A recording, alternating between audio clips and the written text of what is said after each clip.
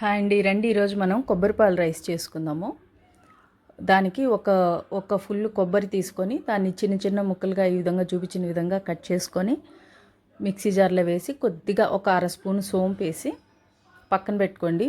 Grind చేసుకోవాలి మెత్తగా. పాలు తీసుకోవాలి.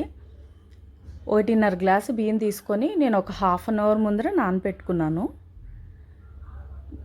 ఒక కడాయి పెట్టుకోండి. కడాయి పెట్టుకుని కడాయి కానీ మీరు దేంట్లో అయితే బిర్యానీ కానీ ఏదైనా చేసుకుంటారో అది యూస్ చేసుకోండి. కావాల్సినంత నూనె, మామూలుగా బిర్యానీ కన్నా కూడా దీంట్లో చాలా తక్కువ నూనె పడుతుంది. ఎందుకంటే కొబ్బరి పాలలో నుంచి మనకి కొద్దిగా నూనె వస్తుంది, కొబ్బరి నూనె, అందువల్ల అది సరిపోతుంది. నూనె వేసి దాంట్లో ఒక చెక్క, లవంగాలు ఒక రెండు యాలకులు, కొద్దిగా సోంపు, దీనికి ఎక్కువ మసాలా కూడా పడదండి, వేసుకొని కొద్దిగా వేగిన తర్వాత ఉల్లిపాయలు, ఒక పెద్ద ఉల్లిపాయ తీసుకున్నాను. ఒక పెద్ద ఉల్లిపాయ నిలువుగా తరుక్కొని ఒక 5-6 పచ్చిమిర్చినే ఈ రైస్కి కారం కాబట్టి ఒక 6 పచ్చిమిర్చి వేసుకోండి. ఇది కొద్దిగా వాడిన తర్వాత, మరి బ్రౌన్గా అవనవసరం లేదు, కొద్దిగా వాడితే చాలు. మైల్డ్ ఫ్లేవర్స్ ఉంటాయి ఇందులో అన్నీ, కాబట్టి కొద్దిగా వేగితే సరిపోతుంది. వేగిన తర్వాత కొద్దిగా ఒక స్పూన్ అల్లం వెల్లుల్లి పేస్ట్ వేసుకోండి. అల్లం వెల్లుల్లి పేస్ట్ అది కూడా చాలా కొద్దిగా చిన్న స్పూన్తో అల్లం వెల్లుల్లి పేస్ట్ వేసుకుంటే సరిపోతుంది. అల్లం వెల్లుల్లి పేస్టు పచ్చివాసన పోయిన తర్వాత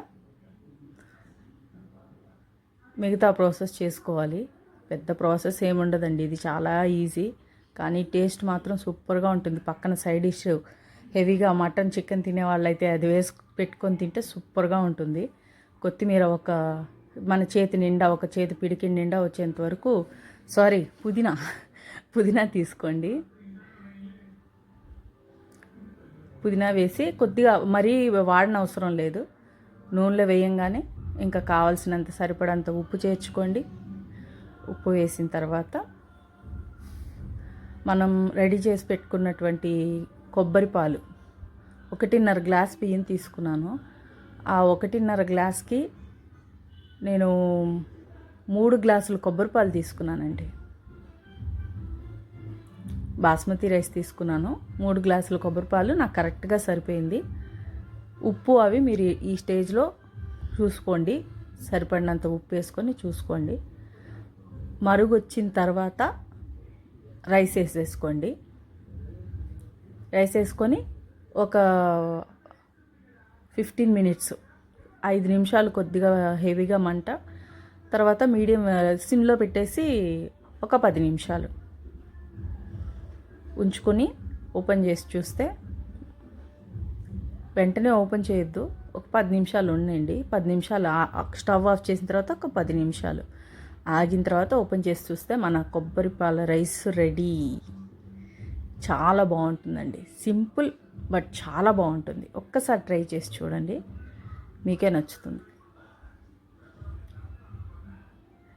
చూసారు కదా, ఈ విధంగా కొబ్బరిపాల రైస్ తయారైపోయింది.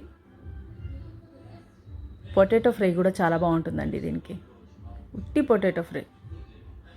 చూసారా, బాగా విడివిడిగా రైస్ బాగా వచ్చింది. అంతేనండి, రెడీ. ఇంకొక వీడియోలో మళ్ళా కలుస్తాను.